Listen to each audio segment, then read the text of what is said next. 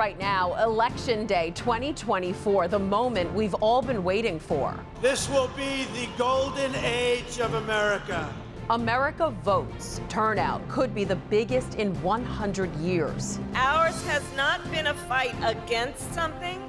It has been a fight for something. Everything is on the line. The most contentious race yet. We have team coverage.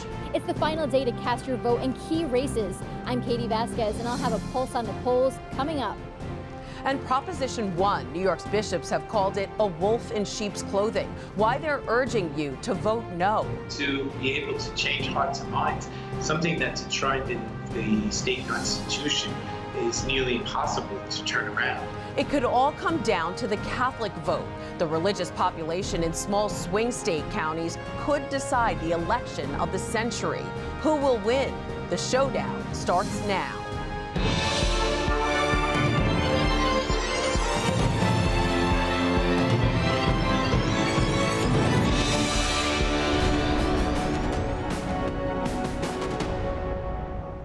You're looking at the Brooklyn Public Library in Grand Army Plaza, and it's pretty quiet right now, but for the last few hours, voters have been lining up to make sure their voices are heard.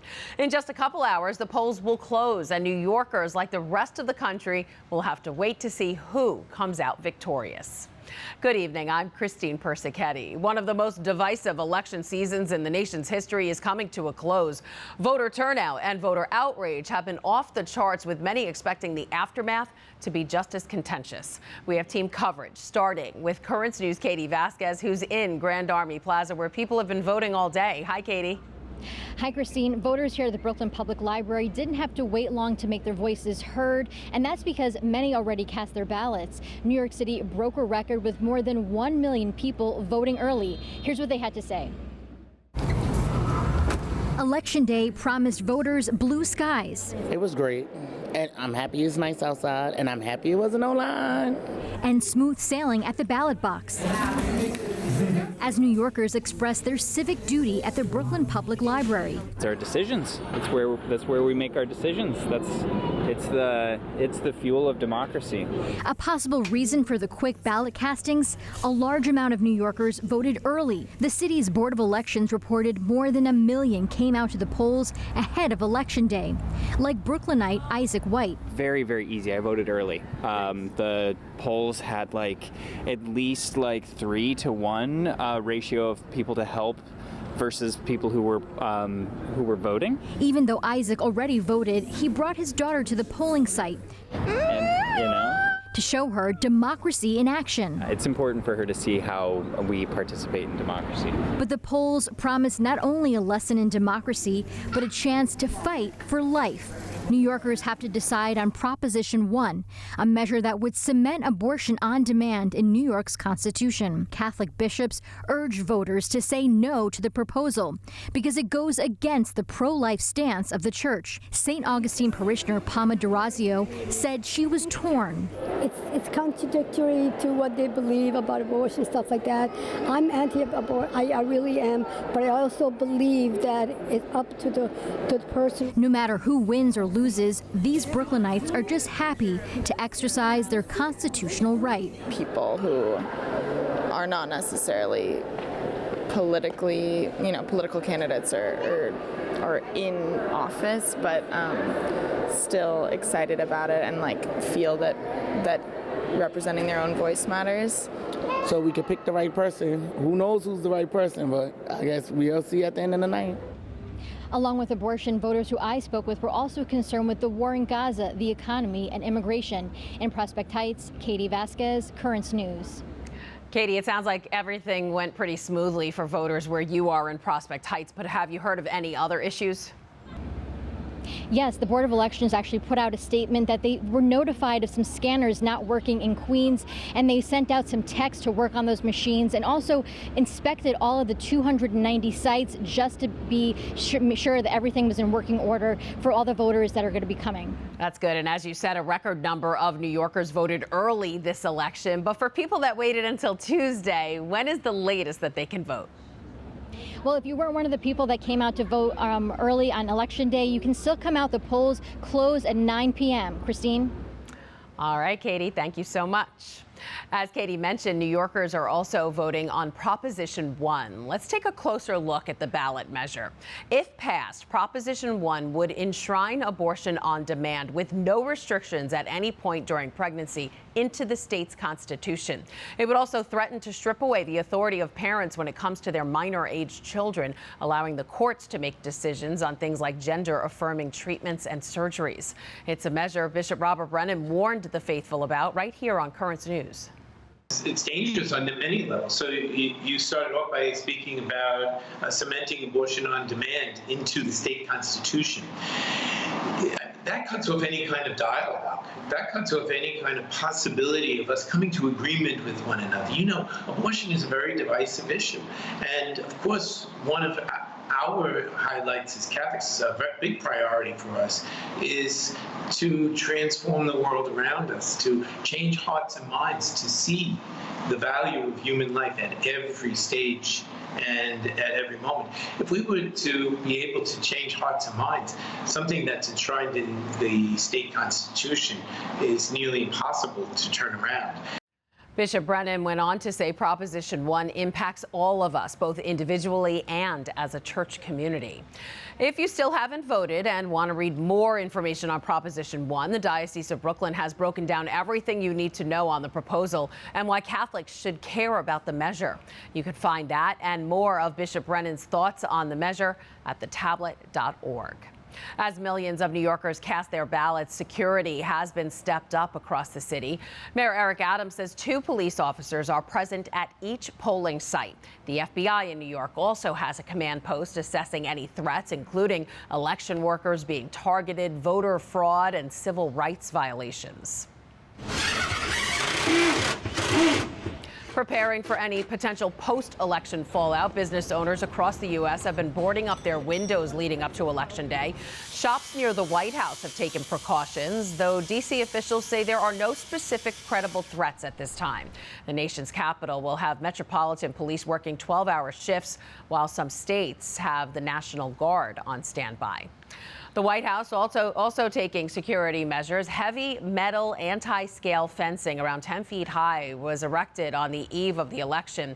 There was also fencing installed near Harris's official VP residence at the Naval Observatory. With so much on the line, especially for Catholics, some argue this election may be the most important in the history of our nation. Joining us now is St. John's University political analyst and government affairs professor Brian Brown. Hi, Brian. Good to see you. Nice to see you as well. So I want to start with Proposition 1. As we just heard from Bishop Brennan, he's been urging everyone to vote no. What happens if this passes? So if it passes, it's likely going to end up in court because it's been such a divisive process.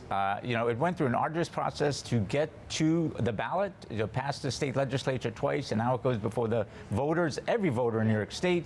But the language was written in such a vague manner, it has left different sides interpreting it very differently, and there's a lot of concerns about, you know, gender ideology, about age discrimination, about parental rights, and what this all really means.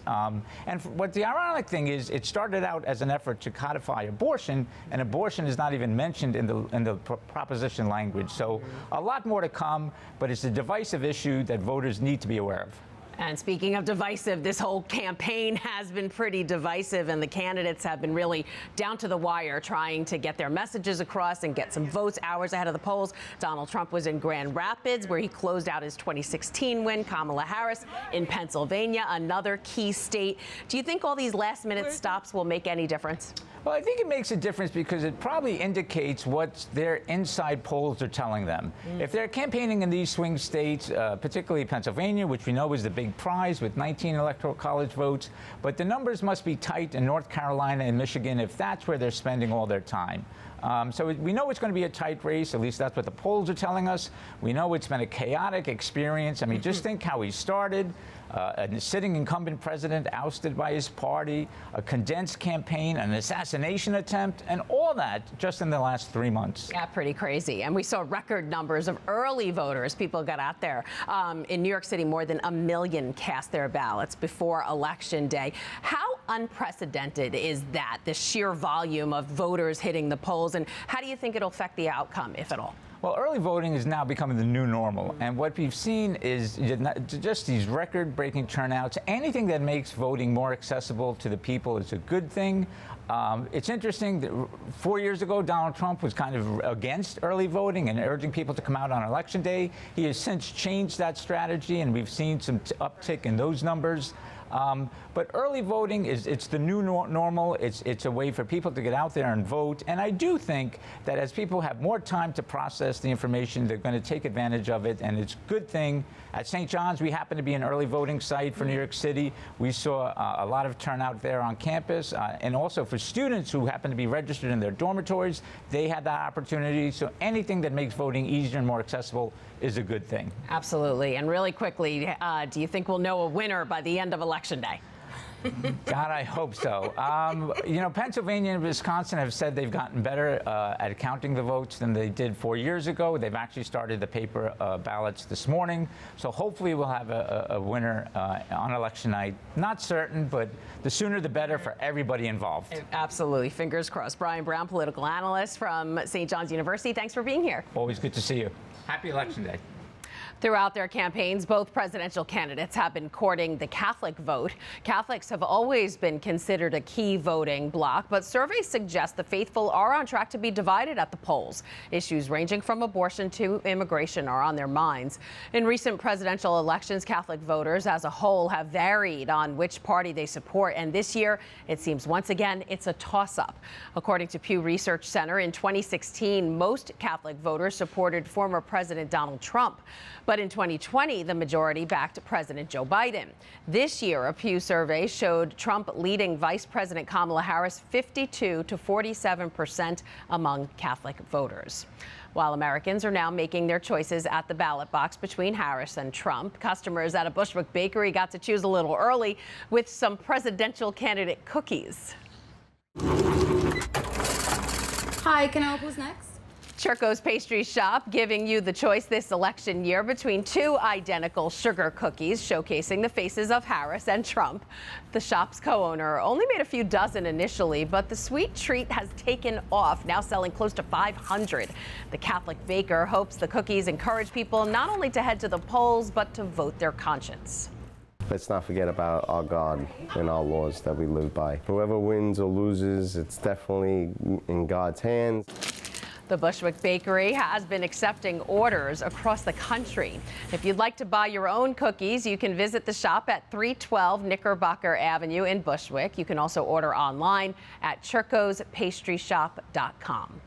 Finally tonight, as we await the results of this election, we say one final prayer, bringing Currents News election novena to a close. For the last 9 days, we've been guiding Catholics in faith, and leading us in this final prayer is the shepherd of the Diocese of Brooklyn, Bishop Robert Brennan. Lord Jesus, you give us your love and your grace to do great things. Give us the faith to shine our light by walking humbly and acting justly before our God. Amen.